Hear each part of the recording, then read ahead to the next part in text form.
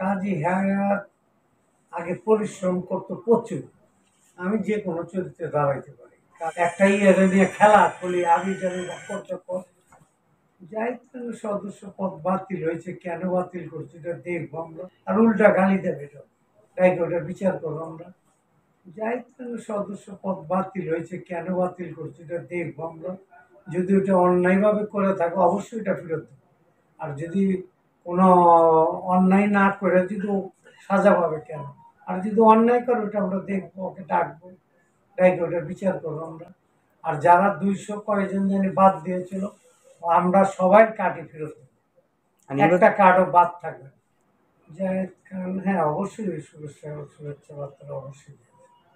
এইরকম গল্প গল্প বেশ ছবি বানানো, ইন্ডিয়া বানাইছে এরকম জাদুঘরি ছবি। এখন হচ্ছে জাদুঘরি ছবি, নট গল্পের ছবি। গল্পের ছবি এখন হচ্ছে না বললেই চলে, এখন জাদুঘরি ছবি হচ্ছে। একটা ইয়ে নিয়ে খেলা খুলি, আমি জানি চক্কর, এটা ধুমধাম দেখায়, একটা ছবির টাকা কামানো। গল্পের ছবি বাস্তব হচ্ছে না।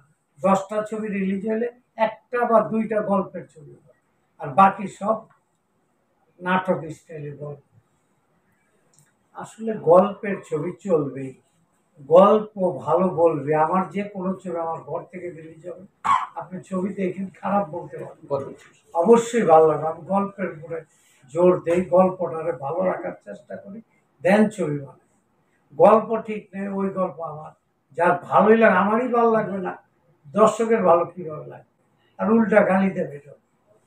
আমি যে কোনো চরিত্রে দাঁড়াইতে পারি, কারণ আমার অভিনয় করার এক জিনিস, আর হলো গল্প এক জিনিস, আর দাঁড়ানো এক জিনিস। গল্প যেটা ভালো হবে সেই গল্পে ভিলেন হোক আর হিরো হোক, যেটা গল্প বেশ ছবি সেই ছবিতে কাজ করার পরিকল্পনা চিন্তা।